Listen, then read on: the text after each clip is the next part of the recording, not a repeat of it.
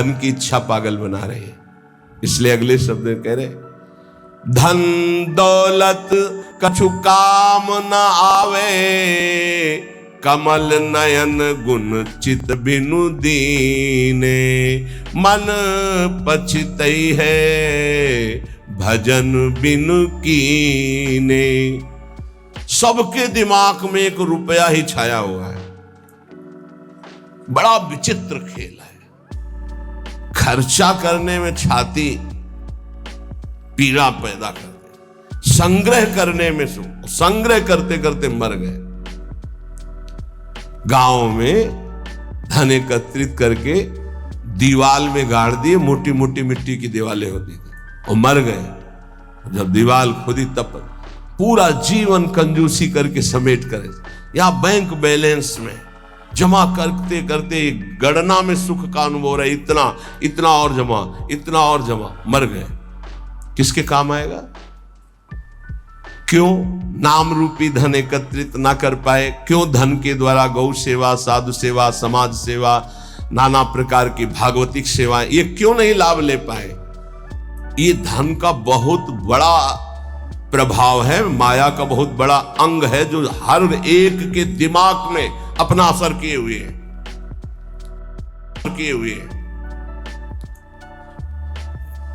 हम जो भी प्रोग्राम करें उसका परिणाम धन हमारा होना चाहिए। चाहे वो कथा हो, चाहे वो यज्ञ हो, चाहे वो पूजा हो, जो भी हो। कोई बिरला ऐसा करता है जगत में, ऐसा नहीं कि नहीं है, कोई बिरला ऐसा करता है कि इसका फल हो श्री कृष्ण प्रेम लक्षणा भक्ति। है, ऐसा नहीं कहते कि नहीं है, पर सबके दिमाग में एक यही है कि जो मैं कर रहा हूं उसका परिणाम अच्छी धनराशि मिलना। इसलिए यहां कह रहे कि पछताओगे बाद में। क्या पछताओगे? अरबों रुपया बैंक में जमा करके पधार गए, वो भारतीय बैंक का वहीं रखा हुआ है, आपकी केवल जीवन की श्वासें नष्ट हो गई। बस आसक्ति उसकी आपकी दुर्गति कराएगी। जीवन का समय आपको उसके संग्रह में गया, कुछ हाथ नहीं लगा। कितना भोगोगे? कितना भोगोगे? क्या खाओगे? कितना खाओगे? जब शरीर ही नहीं रहेगा तो ये सब खाना पीना किस कार्य में आया है, यदि सच्चिदानंद से चित्त नहीं जोड़ा। इसलिए पछताओगे यदि धन की प्रधानता जीवन में रही। तो आप सच्ची मानिएगा, आप जितने लोग बैठे हो, विचार करके अभी देख लो, वृंदावन की भूमि में बैठे हो। हम नहीं कहते कि सबके दिमाग में होगा, लेकिन आप देख लो, प्रधानता हर क्रिया के परिणाम में धन प्राप्ति की लालसा। हर क्रिया, साधु संग कर रहे हैं तो ऐसी कुछ आशीष हो जाए कि धन प्राप्ति हो जाए। हम ठाकुर सेवा, ठाकुर दर्शन, उपासना, सबका परिणाम एक धन की तरफ रहता है। सबका परिणाम। कोई बिरला ऐसा होता है जिसके दिमाग में धर्म होता है कि मैं जो भी करूंगा धर्म पालन के लिए करूंगा, मेरे जीवन का उद्देश्य है समस्त जगत को सुख प्राप्त हो, भगवान प्रसन्न हो जाए, बस। ये कोई बिरला करता होगा, बिरला। वो भक्ति का आडंबर करके, वो वैराग्य का नाटक करके, उपदेश का, व्यापार का, संसार का, चाहे वो परमार्थ हो या व्यवहार हो, दोनों में प्रधानता हमारी रहती है धन की। ये भगवान की प्राप्ति में बहुत बड़ी बाधक बनती है कंचन। देखत को यहां जगत संगाती, तात मात अपने सुख भीने, ललित किशोरी द्वंद मिटे ना, आनंद कंद बिना हरि चीन्हे, मन पछितई है भजन बिन कीने।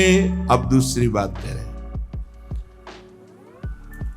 देखत ही यह जगत संगाती। सबसे ज्यादा संसार में संगाती माना जाता है विपरीत शरीर को।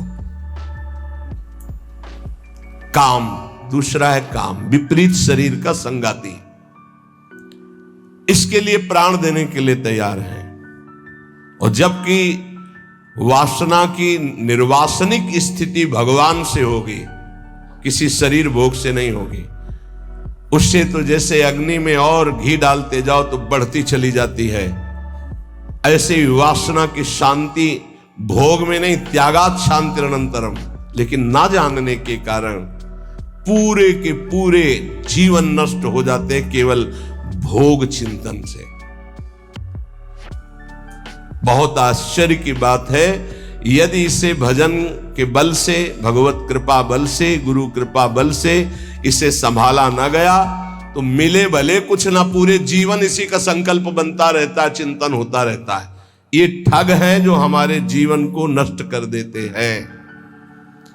कामिनी के संग की लालसा भगवत प्राप्ति नहीं होने देती। जैसे पहला था धन की प्राप्ति की लालसा, ऐसे ही जितना भी धन कमा लो, जितना भी सब कर लो, अंदर एक लालसा बनी रहेगी भोग भोगने की। ये अगर भावना शरीर भोग की बनी रही तो ये भी भगवत प्राप्ति नहीं होने देती। कितना भोगोगे, कब तक भोगोगे? जब शरीर ही छूट जाएगा तो कौन तुम्हारा साथी होगा? बहुत विचित्र बात है, बहुत विचित्र बात है। देखत को यह जगत सगाती। इस संसार में केवल देखते देखते पूरा जीवन हो गया, कुछ नहीं देख पाए। 50 साल के हो गए, 40 साल के हो गए, भोगते भोगते जीवन व्यतीत हो, कुछ नहीं भोग पाए। क्या है? असंतुष्ट, वासना। इसी तरह से जितने संबंध हैं सब धोखे के संबंध हैं। उनमें यदि भगवत भाव करके नहीं जिए तो वो धनकारक है, धोखे में समय गया। पहला दिमाग में धन रहता है, दूसरा दिमाग में भोग रहता है, और जो इनको थोड़ा दबा पाया भजन से तो तीसरा दिमाग में रहता है हमारे यहां नाम हो जाए, लोग याद रखें। किसको लोग याद रखते हैं? भगवान को याद नहीं करते, तुम्हें याद करेंगे। भगवान को नहीं याद करते, जिनके याद करने से कल्याण हो जाता है, तो तुम्हारे को कौन याद करे? बोले यार कुछ तो ऐसा हम कर जाएंगे। कितने का कर जाओगे? क्या कर जाओगे? अरे जिन्होंने अनंत ब्रह्मांड बना दिए उनका नाम नहीं ले रहा, तो तुम 1-2 महल बना दोगे, 1-2 पौशाला और अस्पताल खोल दोगे, तुम्हारा नाम चलेगा? श्री कृष्ण ने अनंत ब्रह्मांड बनाए, सब थोड़ी नाम जप कर रहे हैं उनका। तुम्हारा कौन नाम जप करेगा कि भाई बहुत यश कीर्ति की आखिरी चाह। इसीलिए कह रहे हैं कि ललित किशोरी द्वंद्व मिटे ना, आनंद कंद बिना हरि चीने, मन पछितई है भजन बिन कीने। थोड़ा समय रह गया है। जितने सत्संग सुन रहे हो इतना समझ लीजिए, अब हमारे जीवन का थोड़ा समय रह गया है। अब तो जाग जाओ, इन 3 में सोना बंद कर दो।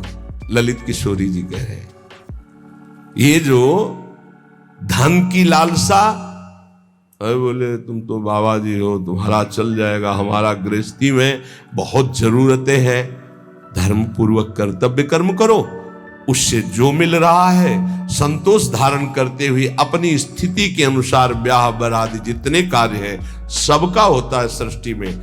आज दुख पाया जा रहा है अपनी स्थिति से हटकर करने पर। आज दुख पाया जा रहा है केवल प्रशंसा के लिए करने पर। अगर आपकी स्थिति गरीबी की है तो आप किसी गरीब वर्ग को ढूंढिएगा, आपकी पुत्री सुखी रहेगी। ये भ्रम छोड़ दो कि थोड़ा हमसे बड़ा धनी हो, बहुत हानि हो जाएगी।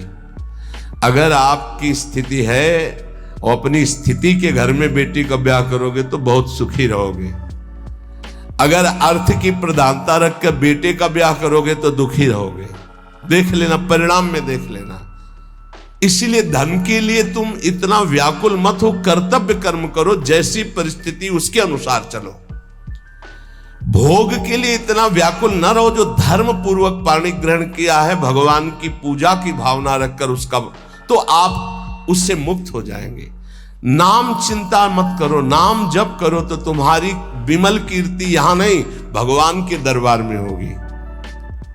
ये मम जन है, ये मेरा जन है। जैसे अम्बरीश जी की चर्चा भगवान के दरबार, भक्तों के यहां भगवान की जैसे चर्चा होती, ऐसे भगवान के दरबार में महाभागवतों की चर्चा। इतना नाम जप करो, इतना ठाकुर सेवा करो कि भगवान अपनी सभा में आपको याद कर ले। इससे बड़ी क्या बात होगी।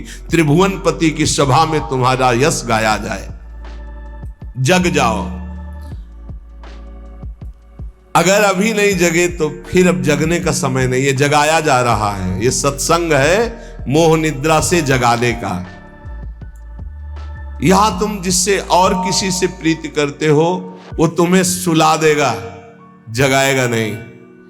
मोह भरे वचन बोल करके, मोह भरे कपट भरे वचनों को सुनने में बहुत अच्छा लगता है, लेकिन जब अध्यात्म और सत्य के वचन तो ऐसे लगते हैं बहुत कड़वे। मुंह मीठा भीतर कपट, पर्दा रहे है बास।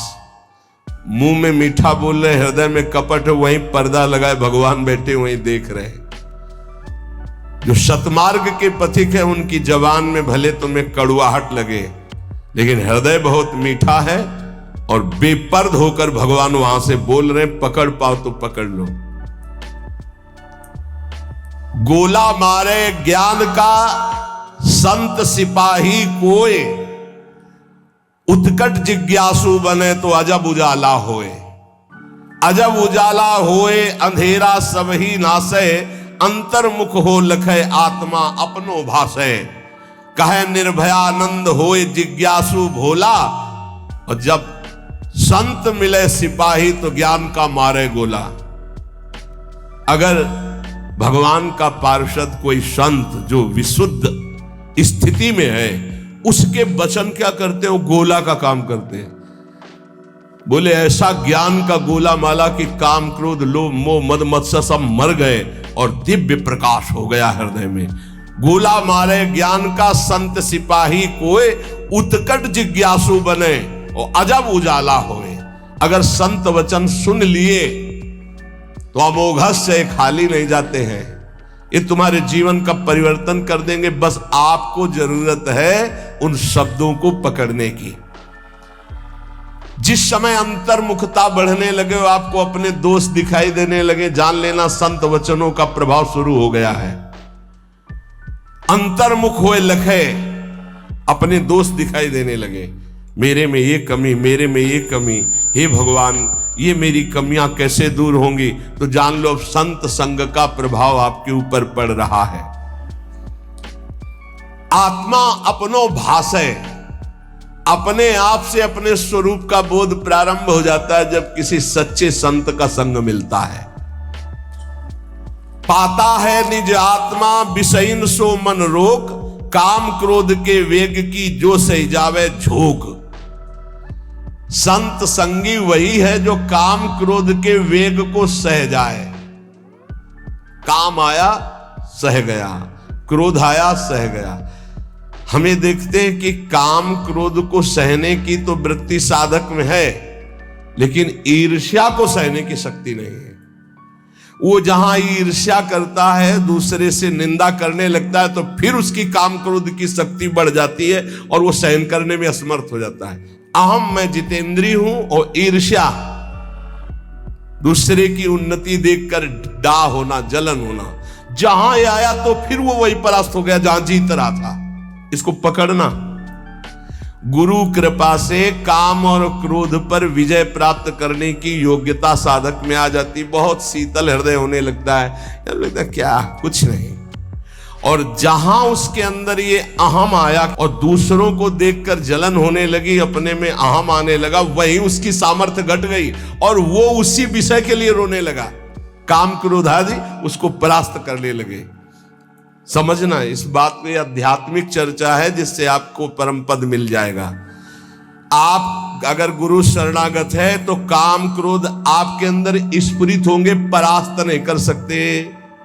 चिंगारी की तरह स्फुरित होंगे, ज्वाला की तरह नहीं। पक्का समझ लो, दो बातें हैं यदि तुम काम क्रोध से परास्त हो जाते हो। पहला, आप गुरु आज्ञा का उल्लंघन करके कोई गंदी बात देख रहे हो, कोई गंदी बात कर रहे हो, कोई गंदी बात करने वाले लोगों का संग कर रहे हो। अगर ये नहीं तो फिर तुम काम विजयी होने का अहंकार कर रहे हो। अन्यथा स्फुरणा होती है और शांत हो जाती है। उसी मार्ग से चले हुए अनुभव की ये बात है। हम किसी की दूसरी तर्क वाली बात नहीं मान सकते, छाती की बात मानते। ऐसे स्फुरण होता है और शांत हो जाता है, क्योंकि उसके लिए कोई चारा नहीं है। धीरे धीरे स्फुरण भी बहुत कम होने लगता है। पर जहां देखा गया अपने में अहंकार आया कि मैं जितेंद्री, और जहां दूसरे की उन्नति से डाह, तो फिर वही उसको परास्त कर देते। चिंगारी को ज्वाला बनने में देर नहीं लगती। वो चिंगारी तब शांत होती है जब भगवत साक्षात्कार हो जाता है, सूक्ष्म रूप से विकार रहते हैं। पता है निज आत्मा विषयन सो मन रोक। जब संत वचन रूपी प्रकाश आपके हृदय में हुआ, तो ये जब पता हो गया कि तुम देह नहीं हो, भले अनुभव नहीं हुआ, तो अपने मन को विषय में जाने से रोको। बोले काम क्रोध के वेग की जो सही जावे झोंक। इनका झोंका आता है हवा का, जैसे झोंका। हवा का झोंका आवे, तूफान आवे, किसी पहाड़ का आश्रय ले लो, बच गए। छोटे मोटे पेड़ आदि का आश्रय मत लेना, नहीं टूट के गिर जाएंगे आपके ऊपर, वही मार देंगे। क्या करना है? पहाड़ का आश्रय। पहाड़ कौन है? भगवान के प्रेमी महाभागवत जनों के वचन, या भगवान नाम, या भगवत लीला गुण कीर्तन। जहां कामादि दोष आवे मंजीरा उठाओ, राधा राधा राधा एक मत सुनो मन की। देख लो अभी साफ हो जाएगा गंदगी जो आई थी। या कोई संत के उपदेश सुनने लगो, या भगवान की लीला गायन करने लगो। प्रियालाल के चले जोई जोई प्यारो करे शुरू करो, और आज वह देखियो तो प्यारी, चले जाओ वहां तक। 84 पदों का गायन पक्का। जब तुम्हें काम सतावे, चतुरासी जी का गायन शुरू कर देना, गायन। और अगर ना चला जाए तो हमसे बताना, है निज अनुभव की बातें हैं। चतुरासी जी का फल ही है भवजल निधि को नाव, काम पावक को पानी। तो जो सही जावे झोंक, ये आंधी आती, जाएंगे टिकेंगे नहीं। आगमा पाइनो अनित्यास्तास्तितिक्षस्व भारत। जो सही जावे झोंक यार, विक्षेप हटावे। निद्रा और आहार जुक्ति सो धीरे से घटावे। समझिए, काम क्रोध की झोंक आई तो कह रहे यार इस सह जाओ, भारी विक्षेप है, थोड़ी देर के लिए है, विचलित मत होना। विचलित वही होगा जो काम की खुराक रखे हुए है। खुराक क्या है? मोबाइल खोला, गंदी बात देख ली, या कोई अपने हाथ से गंदी क्रिया कर ली, या गंदे जनों का संग कर लिया। इससे क्या होगा? आप झोंक नहीं सह पाएंगे विकार की। कह रहे हैं जो सही जावे झोंक यार, विक्षेप हटावे। प्रभु के दर्शन में यही बाधा है, नहीं तो खुले टहल रहे हैं। वृंदावन है, यहां खुले प्रभु टहल रहे हैं, बस दृष्टि चाहिए। यार का तात्पर्य बहुत प्रेम भरा शब्द है मित्र। एक बार सह जाए इसकी झोंक को, आगे निकल जाएगा। जो सही जावे झोंक यार, विक्षेप हटावे। तो विक्षेप कैसे हटेगा? बोले निद्रा और आहार जुक्ति सो कछु धीरे से घटावे। बस कल भी चर्चा हुई थी निद्रा और आहार को कम करने की, पलटू स्वामी की। इन निर्भयानंद जी बड़े सिद्ध महापुरुष ब्रह्मानंद में डूबे हुए, इन दो पर असर साधक अपना दिखा दे। ये दो सबके ऊपर असर दिखाए, पूरा जीवन व्यतीत हो जाता है। खाना और सोना, अच्छा भोजन और खूब चक सोने को मिले। कह रहे कि अगर परमार्थ का लाभ लेना है तो साधक दो पर अधिकार करे, नींद और भोजन। फिर बार बार कहते हैं अभ्यास अभ्यास। नींद और भोजन, ये दो, निद्रा और आहार। फिर तीसरे पर विजय जो मैथुन, फिर चौथा जो भय। ये चार ऐसे दोष है पूरी सृष्टि को अपने अधीन किए। निद्रा, भय, आहार, मैथुन, ये सब के सम जग उपजाए, सब इसी में फंसे हुए। ऐसा साधक इन चारों पर विजय प्राप्त करनी। निद्रा तब जब आहार पर आप संयम करेंगे। बहुत बार आहार पे चर्चा होती, भाई आहार को संभाल लो, इसको बढ़ाते चले जाओ, एक एक कवल बढ़ता चला जाएगा, इसको घटाते चले जाओ, घटता चला। 400 ग्राम में पूरे 24 घंटे शरीर का सम्यक मेहनत करते हुए पोषण हो जाएगा 400 ग्राम में। यहां यही है कि अगर आप भगवत मार्ग में चलना चाहते हो तो आहार पर संयम करो, तो नींद पर संयम हो जाएगा। आहार पर संयम करो, पर इतना भी संयम न करो कि सीढ़ी चढ़ने उतरने लायक न रहो। उचित आहार लो जितना आपको नींद ना सतावे। ये बहुत बड़ी सिद्धि है। अगर आप निद्रा और भोजन पर शासन नहीं किए तो काम और क्रोध पर शासन नहीं कर पाओगे, पक्का। ये 4 चीजें साधु के जीवन में बिल्कुल शासन में होती। निद्रा, भय, आहार, मैथुन।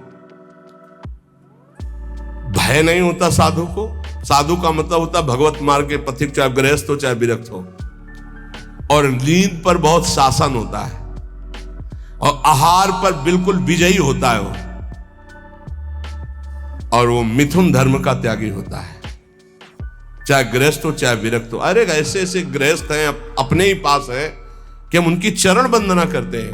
वृंदावन में शपथ पूर्वक पति पत्नी कसम खाकर ब्रह्मचर्य से रह रहे हैं। सच्ची कहते हैं, हृदय से साधु बनने पर भी पूरे जीवन डर रहा है इसी बात का। और वो पति पत्नी एक जगह रह करके संयम से हैं, हम उनकी चरण वंदना करते हैं, चरण वंदना करते हैं। कोई भी जगत का महात्मा इस बात से डरता है कि संयोग ना हो। वो संयोग में पड़े हैं, एक ही घर में रहते हैं, ज्यादा जगह नहीं तो हो सकता है कोई एक ही आसन में रहते हो, लेकिन बलिहारी कसम पूर्वक ब्रह्मचर्य। और यही नहीं, बाहर भी रहते हुए ऐसे शिष्य है, तब ये लगता है कि भगवान की कृपा अमोघ है, क्या नहीं कर सकती। और आप लोग तो बैरागी हैं। निद्रा और आहार जुक्ति सो धीरे सो कछु घटावे। धीरे धीरे घटाना चाहिए। नींद और आहार, देखो संतों ने कहा है, निद्रा और आहार जुक्ति सो कछु घटावे। कहे निर्भयानंद झूठे जाने सब नाता, विषयन सो मन रोक आत्मा निज का पाता। जब समस्त विषयों पर विजय प्राप्त कर लेता है तो आत्मानंद का उसे अनुभव स्वयं होने लगता है। अष्ट सिद्धि नौ निधि हमारी मुट्ठी में हरदम रहती। ये नाम जापक, ये सांसारिक लाभ की तो बात जाने दो। अष्ट सिद्धि नौ निधि हमारी मुट्ठी में हरदम रहती, नहीं जवाहर सोना चांदी त्रिभुवन की संपत्ति चाहती। भावे ना दुनिया की बातें दिलवर की चर्चा सहती, ललित किशोरी पार लगावे माया की ये सरिता बहती। राधा राधा राधा, सब सिद्धियां सब लाभ आपको प्राप्त है। जो नाम जापक अपने कर्तव्य को भगवान में समर्पित करता है वो कैसा सिद्ध महापुरुष हो जाता है। जगत गुरु भगवान श्री कृष्णचंद्र जी गीता जी में महापुरुष की स्थिति का वर्णन करते हैं। त्यक्त्वा कर्म फला संगम, बहुत दिनों के बाद है, त्यक्त्वा कर्म फला संगम नित्य तृप्तो निराश्रयः, कर्मण्यभिप्रवृत्तोपि नैव किंचित करोति सः। इसीलिए बीच बीच में रुक जाता है कि बहुत स्थिति का ऊंचा वर्णन यहां है और उसके लिए कुछ साधना चाहिए। जब तक अच्छी साधना नहीं होगी तो सिद्धावस्था को समझ पाना बड़ा कठिन होता है। और ये भगवान की वाणी ऐसे अर्थ पढ़ लेना तो अलग बात है, उसको समझना। त्यक्त्वा कर्म फला संगम नित्य तृप्तो निराश्रया। देखो पहले एक एक शब्द में डूबा जाता है। शास्त्रों का मनन कैसे होता है? निराश्रया, किसी का भी आश्रय न हो। सिद्ध पुरुष कैसा होता है? निराश्रित होता है, एकमात्र अपने स्वरूप में स्थित या भगवान में स्थित, सब अन्य आश्रय रहते। और यहां एकमात्र भगवान ही का आश्रय नहीं और सब आश्रय है। देख लो अंदर से। सिद्ध पुरुष कहता होता है नित्य तृप्तो, कभी कोई चाह ही नहीं होती, जैसे गले तक छका हो फिर उसको कुछ भी नहीं, नित्य तृप्त हो। त्यक्त्वा कर्म फलासंगम, किसी भी कर्म की कोई भी फल की आशा नहीं रहती। कर्मण्य भी प्रवत्तोपि नयु किंचित करोति सः, अच्छी तरह कर्म करता हुआ भी वो किसी कर्म का कुछ फल नहीं चाहता। स्वाभाविक केवल भगवत प्रेरणा से कर्म हो रहे हैं, उनके कोई फल की इच्छा नहीं, क्योंकि जो सब कर्मों का परम फल है वो भगवान का साक्षात्कार उनको प्राप्त हो गया है। ये सिद्ध पुरुष के लिए श्लोक गाया गया है। जो कर्म और कर्म फल की आसक्ति का त्याग करके सब आश्रयों से रहित सदा तृप्त रहता है, फिर भी वो अच्छी तरह शास्त्राज्ञा के अनुसार कर्म करता है, पर किसी भी कर्म फल की कोई आकांक्षा नहीं है, वो सिद्ध हुआ पुरुष कहा जाता है, श्री भगवान कह रहे हैं। लेकिन यहां उल्टा है, अगर हम कोई भी कर्म करेंगे तो पहले हमारा जो सोच होगी वो उसके फल पे होगी। ये सोच नहीं होगी कि हमारा धर्म है इसका पालन करना। कोई भी कर्म बिना फल की आकांक्षा के आप शुरू ही नहीं कर सकते। सोचना जरा, कोई भी कर्म करेंगे तो इसका फल क्या होगा, ये हम साधक के लिए कह रहे हैं। जो विषयी है वो नहीं सोचते, जो सिद्ध है वो नहीं सोचते। दोनों बात समझना, जो विषयी है वो नहीं सोचते कि इसका परिणाम क्या होगा, जेल मिलेगी कि दुर्गति होगी कि नरक जाएंगे कि शरीर नष्ट हो जाएगा, ये कुछ नहीं सोचते। जो सिद्ध है वो पूर्ण तृप्त है, इसलिए केवल शास्त्र सम्मत कर्म करते हैं, वो फल की आकांक्षा या फल की सोच ही नहीं रखते। जो बीच में है, ना पूरे विषयी है ना पूरे साधक है, वो पहले फल सोचते हैं। परिक्रमा का क्या फल होगा, सत्संग का क्या फल होगा, यह करेंगे तो इसका फल क्या होगा। फल पर दृष्टि रखने वाला अध्यात्म को धारण नहीं कर पाता है।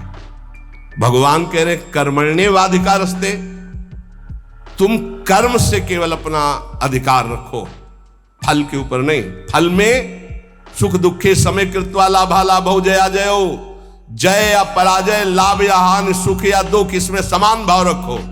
यह अध्यात्म, और यह तो सिद्ध पुरुष का लक्षण है। अब यहां ध्यान देना है,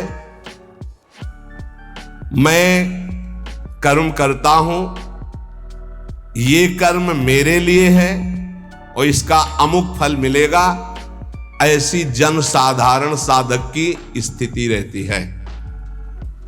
ये उसके बंधन का कारक है, चाहे जितना बड़ा कर्म कर ले। ध्यान से सुनना, ये गीता जी है। ये मैं कर्म कर रहा हूं, इस कर्म का मेरा ये फल होगा। वो कर्म फल का और कर्म कर्ता बनने के कारण चाहे जितना ऊंचा कर्म करे वो बंधा ही रहेगा, मुक्त नहीं होगा। भले शुभ कर्म किया तो देवलोक जा, तपलोक जा, पर आना तुझे मृत्युलोक में ही पड़ेगा।